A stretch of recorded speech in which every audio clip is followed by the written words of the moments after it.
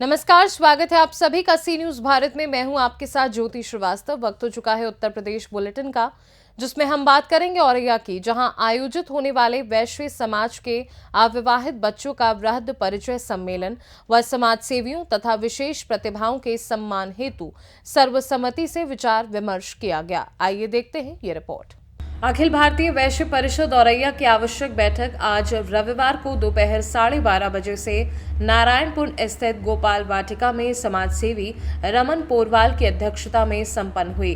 बैठक में प्रमुख रूप से अखिल भारतीय वैश्य एकता परिषद औरैया द्वारा आगामी 19 जनवरी रविवार को गोपाल वाटिका औरैया में आयोजित होने वाले वैश्य समाज के अविवाहित बच्चों का वृद्ध परिचय सम्मेलन व समाज सेवियों तथा विशेष प्रतिभाओं के सम्मान हेतु सर्वसम्मति से विचार विमर्श किया गया। बैठक को संबोधित करते हुए महासम्मेलन के मुख्य संयोजक अभिषेक गुप्ता ने कहा कि वैश्य समाज के अविवाहित बच्चों के विवाह की समस्या के निदान हेतु वृहद परिचय सम्मेलन के साथ वैश्य कैंप के 9 उपघटकों के समूचे प्रदेश से विभिन्न क्षेत्रों में सक्रिय राजनीति में भागीदारी कर रही महिला शक्ति व वैश्य समाज के बंधु मौजूद रहेंगे। कार्यक्रम के अंतर्गत सामाजिक सेवाओं में अग्रणी समाज सेवियों को भी सम्मानित किया जाएगा। वैश्विकता की जो बैठक हुई है, बैठक में क्या निर्णय लिया गया और क्या बातें हुई हैं? अखिल भारतीय वैश्विकता परिषद औरैया की बैठक आज यहाँ गोपाल वाटिका में संपन्न हुई। बैठक में मुख्य रूप से जो आगामी कार्यक्रम है वैश्य महासम्मेलन, जो कि 19 जनवरी को गोपाल वाटिका में है, उस कार्यक्रम की रूपरेखा को आगे बढ़ाने के लिए यहाँ बैठक की गई, जिसमें समाज के लोगों ने अपने अपने सुझाव दिए कार्यक्रम को सफल बनाने के लिए। और मैं बताना चाहता हूँ, कार्यक्रम में औरैया नहीं, औरैया जिला के आसपास के ज़िले कानपुर देहात, फर्रुखाबाद, कन्नौज, इटावा और उरई, और इसमें प्रदेश के तमाम समाज के लोग शिरकत करेंगे और उनको सम्मानित भी किया जाएगा। औरैया से सी न्यूज संवाददाता श्याम की रिपोर्ट। बात करेंगे बदायूं की, जहां बिलसी के लोगों ने फूलमाला पहनाकर डॉक्टर प्रवीण तोगड़िया का भव्य स्वागत किया। आइए देखते हैं ये रिपोर्ट। बदायूं में बिलसी पहुंचे विश्व हिंदू वाहिनी और बजरंग दल के राष्ट्रीय अध्यक्ष डॉक्टर प्रवीण तोगड़िया। बिलसी के लोगों ने फूलमाला पहनाकर डॉक्टर प्रवीण तोगड़िया का भव्य स्वागत किया। बांग्लादेश में हिंदुओं पर हो रहे अत्याचार पर उन्होंने बयान दिया। कहा, सरकार को हिंदुओं की सुरक्षा के लिए सख्त कदम उठाने की जरूरत है। बता दें, बिलसी में बाबा स्कूल और गोपाल दास स्वामी के आश्रम पर पहुंचे डॉक्टर प्रवीण तोगड़िया प्रयाग में महाकुंभ में संतों के लिए की गई व्यवस्था को लेकर सभी को निमंत्रण दिया। बदायूं के बिलसी नगर में विभिन्न स्थानों पर किया गया जोरदार स्वागत। मैं पूरा उत्तर प्रदेश का मेरठ तक दौरा 10 दिन का करने के लिए निकला हूँ। बांग्लादेश में हिंदुओं पर जो हो रहा है वह मानवता, न्याय, मानवाधिकार की सभी सीमा का उल्लंघन कर रहे हैं। झगड़ा तो बांग्लादेश की जनता और सरकार का था, तो हिंदुओं पर हमला क्यों, उनकी कत्ल क्यों?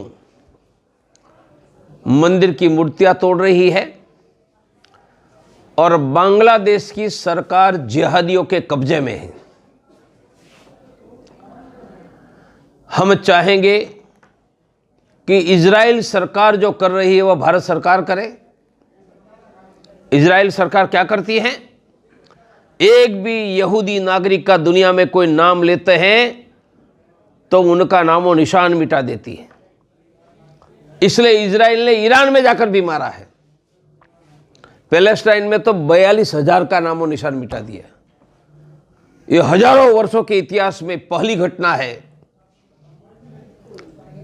पैलेस्टाइन वासियों ने कितने लोगों को मारा था इजराइल में जाकर? 300।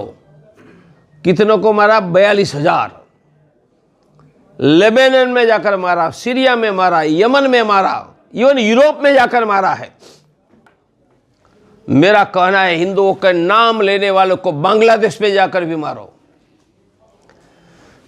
पाकिस्तान, अफगानिस्तान, दुनिया के किसी हिस्से में जाकर मारो। हमें इजराइल जैसी हिंदुओं की रक्षा करने वाली सरकार की इच्छा है मेरा विश्वास है कि हमारे नरेंद्र भाई, राजनाथ सिंह, अमित भाई तीनों यह भूमिका अदा करके हिंदुओं की रक्षा करेंगे। 2025 उत्तरायण 14 जनवरी से प्रयाग में महाकुंभ आ रहा है। 30-40 करोड़ लोग आएंगे। सरकार भी अच्छी व्यवस्था करने में लगी है, पूरा प्रशासन जुटा है। समाज के नाते सैकड़ों संस्थाएं भी सेवा के काम में लगी है। ऐसे अंतर्राष्ट्रीय हिंदू परिषद, राष्ट्रीय बजरंग दल ने एक नई तरीके से प्रयास किया है। संतों के वहाँ रहने की व्यवस्था होती है, संत करते हैं, परंतु हमारे गोपाल जी बिलसी से गए, कैसे पता चलेगा कि संत के वहाँ कितनी रहने की जगह, कितनी जगह खाली है। हम बस अड्डे और रेलवे स्टेशन पर प्रयाग में टेंट लगाकर उतरने वालों के रहने की व्यवस्था में मार्गदर्शन और सहयोग दोनों करेंगे। और अब तक अलग अलग संतों से मेरी जो बात हुई है उसके आधार पर लगभग 35,000 लोगों की हर रोज रहने की व्यवस्था हम करेंगे। रहने की व्यवस्था मानी गद्दा देंगे, कंबल देंगे, मोबाइल चार्जिंग की व्यवस्था देंगे। मोबाइल चोरी न हो जाए तो जेब में रखने के लिए पावर बैंक की बैंक बनाएंगे। बैंक माने डिपॉजिट लेकर पावर बैंक देंगे, पावर बैंक वापस तो डिपॉजिट वापस। ऐसे 1 लाख कंबल की कंबल बैंक बनाकर हम कंबल देंगे। मेरा अंदाज है करीबन 40 लाख लोगों को हम कंबल की सेवा देंगे और जगह जगह पर भंडारा चलाकर लोगों को खिलाएंगे, चाय देंगे। ऐसी व्यापक व्यवस्था अंतर्राष्ट्रीय हिंदू परिषद, राष्ट्रीय बजरंग दल ने की है। सभी संतों का सहयोग मिल रहा है और हम प्रतिदिन किस संत के वहाँ कितनी जगह खाली है और खाली है वह जगह पर उनकी अनुमति से वहाँ तीर्थयात्री भेजने का काम करके तीर्थयात्रियों को मदद करेंगे। मेरे भाइयों, 300 वर्ष पहले मानी मुगल सल्तनत थी, तब जितनी मस्जिद बनी है वह सब मंदिर पर ही बनी है। सीताराम गोयल नाम के एक विद्वान ने भारत के डिस्ट्रिक्ट वाइज कितने मंदिर तोड़ पर वहाँ मस्जिद बनी है ऐसी 20,000 की सूची दी है। ये सभी सूची मैंने भी पढ़ी है। बदायूं से सी न्यूज संवाददाता नईम की रिपोर्ट। बात होगी रायबरेली जनपद की, जहां ऊंचाहार कोतवाली क्षेत्र के सनबिरवन के पास तेज रफ्तार डंपर ने बाइक सवार युवक को मारी टक्कर लगने से बाइक सवार युवक की दर्दनाक मौत हो गई। आइए देखते हैं ये रिपोर्ट। रायबरेली जनपद के ऊंचाहार कोतवाली क्षेत्र के सनबिरवन के पास तेज रफ्तार डंपर ने बाइक सवार युवक को टक्कर मार दी। टक्कर लगने से बाइक सवार युवक की दर्दनाक मौत हो गई। बताते चले कि सुमित मौर्य अपनी मां कलावती के साथ एक शादी समारोह में जा रहा था, तभी तेज रफ्तार डंपर ने टक्कर मार दी, जिससे सुमित मौर्य की मौके पर ही मौत हो गई। वहीं कलावती को ऊंचाहार सामुदायिक स्वास्थ्य केंद्र में भर्ती कराया गया। वहीं जब ग्रामीणों की मदद से तत्काल प्रभाव से पुलिस को सूचना दी और सूचना मिलने पर मौके पर पहुंची पुलिस ने दोनों लोगों को उपचार के लिए सामुदायिक स्वास्थ्य केंद्र भेजा। वहीं पर डॉक्टर मनोज शुक्ला ने सुमित मौर्य को मृत घोषित कर दिया और वहीं मां कलावती का उपचार चल रहा है। रायबरेली से सी न्यूज संवाददाता आलम कादरी की रिपोर्ट। आगे बढ़ेंगे, बात करेंगे रामपुर की, जहां भारतीय जनता पार्टी का मुस्लिम चेहरा माने जाने वाले पूर्व कैबिनेट मंत्री मुख्तार अब्बास नकवी रामपुर पहुंचे। देखिए ये रिपोर्ट। भारतीय जनता पार्टी का मुस्लिम चेहरा माने जाने वाले पूर्व कैबिनेट मंत्री मुख्तार अब्बास नकवी रामपुर पहुंचे तो मीडिया से रूबरू होते हुए कई अहम सवालों के जवाब दिए। संभल में जामा मस्जिद पर हरिहर मंदिर के दावे और फिर अजमेर शरीफ के दरगाह के नीचे मंदिर होने के दावों पर किए गए सवाल पर उन्होंने खुलकर अपनी राय रखी। उन्होंने कहा, जो हमारी सौहार्द की ताकत है उसे हर तरह की सांप्रदायिक आफत को शिकस्त देने की जरूरत है।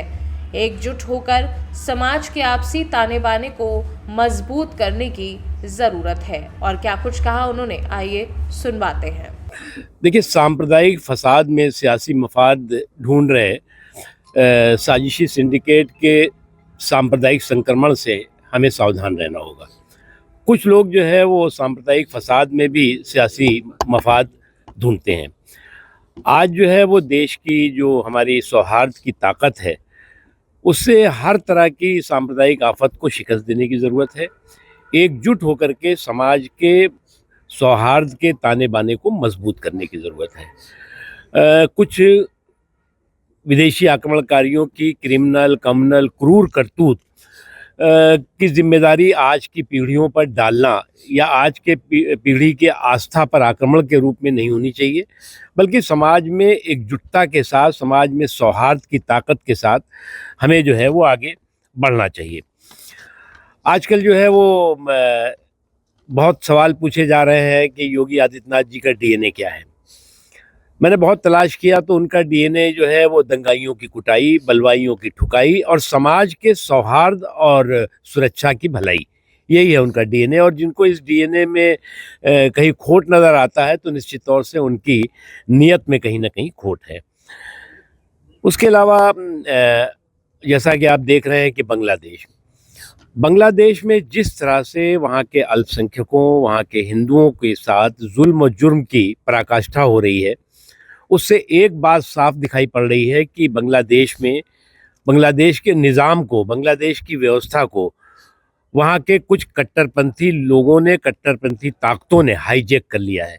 और ऐसी ताकतें, जो ताकतें की तालिबानी मानसिकता की है, जो ताकतें कि अलकायदा जैसी संस्थाओं के साथ जुड़ी हुई हैं, जो आतंकवाद और अलगाववाद के रास्ते पे बांग्लादेश को ले जाने की षड्यंत्र और साजिशों में लगी हुई हैं।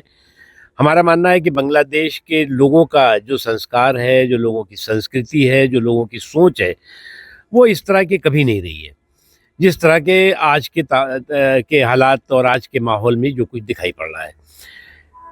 इसलिए जो है वो मेरा मानना है कि बांग्लादेश के समाज के लोगों को भी ऐसी ताकतें और ऐसे षड्यंत्रों और साजिशों के खिलाफ खड़े होकर के मजबूती के साथ वहाँ के अल्पसंख्यकों के सामाजिक, आर्थिक, धार्मिक अधिकारों की सुरक्षा करनी चाहिए। रवि जी, राकेश टिकैत जी ने कहा है कि प्रदेश सरकार किसानों को भूल गई है और मंदिर मस्जिद ढूंढने में लग गई है। देखिए, मैंने इसीलिए कहा ना कि जहाँ तक किसानों का सवाल है, किसानों के बारे में इस सरकार ने, केंद्र की मोदी सरकार ने मेरा गांव मेरा देश, मेरा खेत मेरा खलियान, मेरा कृषक मेरा किसान, उसको प्राथमिकता दे करके शुरू से जो है, जब से ये सरकार बनी है 2014 से लगातार जो है वो किसानों के सरोकार के लिए ये सरकार समर्पित रही है।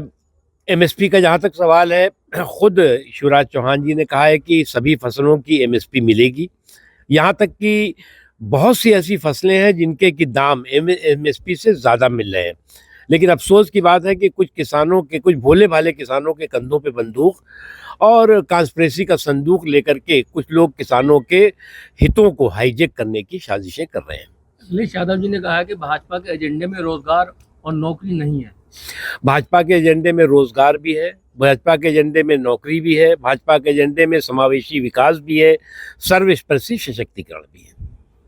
लेकिन रफी जी, जो मुल्क में जो हालात हैं इस टाइम जो देखा जा रही है, मस्जिदों में मंदिर ढूंढा जा रहा है, हर जगह ये हालात चल रहे हैं, इसको लेकर आप क्या, किस नजरिए से? मैंने एक चीज शुरू में कहा ना कि सांप्रदायिक फसाद में भी सियासी मफाद ढूंढने वाले साजिशी सिंडिकेट की सांप्रदायिक संक्रमण से जो है वो सावधान रहने की ज़रूरत है। और चाहे वो सांप्रदायिक संक्रमण किसी तरफ से भी आ रहा हो, वो समाज के सौहार्द के ताने बाने को छिन्न भिन्न करने की कोई भी कोशिश जो है वो सफल नहीं होगी। और इसीलिए मैंने कहा ना, बांग्लादेश का आपने जिक्र किया, बांग्लादेश में जो कुछ हो रहा है, जिस तरह के वहाँ पर कट्टरपंथी ताकतों ने, अलगाववादी ताकतों ने, आतंकवादी ताकतों ने वहाँ की व्यवस्था को हाईजैक कर लिया है, तो उसका मुकाबला हम कभी नहीं, उसके जैसा हिंदुस्तान कभी बन ही नहीं सकता। बांग्लादेश का जन्म जो वो भारत के मदद से नहीं बल्कि भारतीय सेना की कुर्बानियाँ हैं। जब से 1971 से आज तक जो वहाँ का रोल था पाकिस्तान का, तो हमेशा ही एनिमी वाला रोल रहा, लेकिन बांग्लादेश तो बहुत अच्छा चल रहा था। अचानक क्या हुआ? मैंने इसीलिए कहा ना कि बांग्लादेश के लोगों की, आम लोगों की जो सोच है, जो संस्कार है, जो संस्कृति है, वो जो कुछ आज हो रहा है वो बिल्कुल उसके विपरीत है। और बंगबंधु के नेतृत्व में जो वहाँ पर बांग्लादेश को आज़ाद कराने के लिए वहाँ की लोकतंत्र के लिए जो लड़ाई हुई और भारत ने मजबूती के साथ इस लोकतंत्र के जो जुनून और जज्बे के साथ जो जंग थी उसमें भारत ने सहयोग किया, सपोर्ट किया। लेकिन ये जो दिन आए हैं ये बांग्लादेश के आम लोगों के कारण नहीं आए हैं, बल्कि बांग्लादेश की पूरी व्यवस्था को कुछ अलगाववादी, आतंकवादी और कट्टरपंथी ताकतों ने जिस तरह से हाईजैक किया है उसकी वजह से है। भारतीय सेना का क्या एक बार फिर कुछ इसमें रोल दिखता है? देखिए, मैं मानता हूं कि वहां पर अल्पसंख्यकों की, हिंदुओं की सुरक्षा होनी चाहिए और उसकी सुरक्षा को सुनिश्चित करने के लिए बांग्लादेश की सरकार को सशक्त तरीके से आगे काम करना होगा और भारत की ये नैतिक और मानवीय रिस्पॉन्सिबिलिटी है कि वहाँ के अल्पसंख्यकों की रक्षा करे, उसके लिए जो भी करना पड़े। संभल में जो विवाद हुआ उस पर क्या कहना चाहेंगे? 5 लोगों की मौत हो गई। देखिए, मैं एक चीज़ मानता हूँ कि दंगे जब होते हैं तो कोई इंसान ही नहीं मरता, बल्कि इंसानियत भी जो है लहूलुहान होती है। और जिस तरह से मैंने एक बात कही ना कि हमने कहा कि कुछ लोग जो है वो सांप्रदायिक फसाद पर भी जो है वो सियासी मफाद ढूंढते हैं। रामपुर से सी न्यूज़ संवाददाता साजिद खान की रिपोर्ट। रामपुर में बांग्लादेशी हिंदुओं के खिलाफ हो रहे उत्पीड़न को लेकर नगर में हिंदू समाज का विशाल धरना प्रदर्शन देखा गया। आइए देखते हैं ये रिपोर्ट। जनपद रामपुर में आज हिंदू समाज के लोगों ने पड़ोसी देश बांग्लादेश के खिलाफ विरोध प्रदर्शन कर राष्ट्रपति के नाम संबोधित ज्ञापन जिलाधिकारी को दिया। रामपुर के अंबेडकर पार्क में काफी तादाद में हिंदू समाज के लोग एक जगह इकट्ठा हुए और विशाल धरना प्रदर्शन किया। बांग्लादेश में हो रहे हिंदुओं के खिलाफ उत्पीड़न को लेकर राष्ट्रपति से उनकी सुरक्षा की मांग की और राष्ट्रपति को संबोधित ज्ञापन जिलाधिकारी रामपुर एवं पुलिस अधीक्षक रामपुर को दिया। इस विषय पर भारती जी महाराज शिव मंदिर रठौंडा महंत सोमानंद ने क्या कुछ बताया, आइए आपको सुनवाते हैं। साथ ही ये भी सुनवाते हैं कि जिलाधिकारी जोगिंदर सिंह का क्या कुछ कहना है। देखिए, ये एक हिंदू रक्षा संघर्ष समिति का ये प्रोग्राम था। यहाँ पर इनके द्वारा ज्ञापन देने का प्रोग्राम रखा गया था। मेरे और पुलिस अधीक्षक महोदय के द्वारा आज इनसे ज्ञापन प्राप्त किया गया। क्या है इनकी मुख्य मांगे? इनकी मांगें जो है जो पड़ोसी देश बांग्लादेश में जो भी घटनाएं और जो भी घटना चक्र हुआ है उसमें कहीं ना कहीं माइनॉरिटी पर जो भी अत्याचार हुए हैं उसको लेकर इनके कुछ बिंदु हैं। उसी के लेकर इन्होंने सभा की थी, उसी पर इन्होंने जिला प्रशासन को ज्ञापन दिया। सर, किसको लिखा है ज्ञापन ये इन्होंने? ये इन्होंने माननीय राष्ट्रपति महोदय के लिए। देखिए, आज जो धरना प्रदर्शन जिला रामपुर की पावन भूमि पे हुआ वह बांग्लादेश के खिलाफ, बांग्लादेश की सरकार के खिलाफ ये धरना प्रदर्शन हुआ, जो कि वहां पर हमारे सनातनियों को, हमारे हिंदुओं को एक टारगेट बनाया जा रहा है, जो कि हमारे साधु संतों को भी वहां गिरफ्तार किया गया है, उन्हें कारागार में डाला गया है। तो हमारा साधु संत क्यों शांति से बैठेगा और हमारा सनातन? हर हर महादेव। कहावत है, मांगू नहीं मर जाऊं, मांगू नहीं मर जाऊं, अपने तन के काज और परमारथ के काज में मोय ना आवे लाज। अगर हमें उन बांग्लादेशी हिंदू बहन भाइयों के लिए अपनी जान भी देनी पड़ी, अपना रक्त भी बहाना पड़ा, तो हमारा संत समाज अपनी जान दांव पे लगा करके अपना रक्त भी बहाने को तैयार है। मगर बांग्लादेशियों को सबक सिखाने के लिए हमारा साधु संत एक हुआ है, हमारा सनातन एक हुआ है। मैं भारत सरकार से कहूंगा कि हमारे हिंदू भाइयों को वहां से सुरक्षित किया जाए और सुरक्षित बचाया जाए। ऐसा मैं राष्ट्रपति जी से भी आग्रह करूंगा कि वह वहां की सरकार से बात करे और वहां पर हमारे हिंदुओं को सुरक्षित लाया जाए और सुरक्षित किया जाए। आज धरना प्रदर्शन में कौन कौन से संगठन आपके साथ शामिल थे? हमारे साथ संगठन तो सभी हिंदूवादी संगठन सब थे और हम संगठन को महत्व नहीं देते, हम एक हिंदुत्व को महत्व देते हैं। साधु जो है, साधु चरित्र शुभ चरित्र कपासु, साधु का चरित्र जो होता है वह कपास की तरह होता है। तो कहते हैं कि साधु के लिए सब एक समान होता है। यह संगठन, हमारे जितने हिंदू संगठन थे सभी हमारे साथ थे। हमारे क्षेत्र के, हमारे जिला के जितने भी प्रतिनिधित्व थे वो भी हमारे साथ में आज इस धरना प्रदर्शन में थे। मगर क्या है, जब तक संत आवाज नहीं उठाएगा तब तक हमारा हिंदू संगठन भी हम क्या कर पाएंगे, तब तक हम एक नहीं होंगे। आज हम एक हुए हैं तो हमारी आवाज सुनेंगे। आज जिला अधिकारी महोदय जी स्वयं चल के हमारे धरना प्रदर्शन पर आए थे। क्यों? आज एकता थी हम लोगों के अंदर। जब हम लोगों में एकता रहती है तभी कार्य होता है। जब हम एकजुट रहेंगे तभी हम जीत पाएंगे, वरना नहीं जीत। रामपुर से सी न्यूज संवाददाता साजिद खान की रिपोर्ट। फिलहाल के लिए उत्तर प्रदेश बुलेटिन में बस इतना ही। देश दुनिया की बाकी खबरों को जानने के लिए आप देखते रहिए सी न्यूज भारत।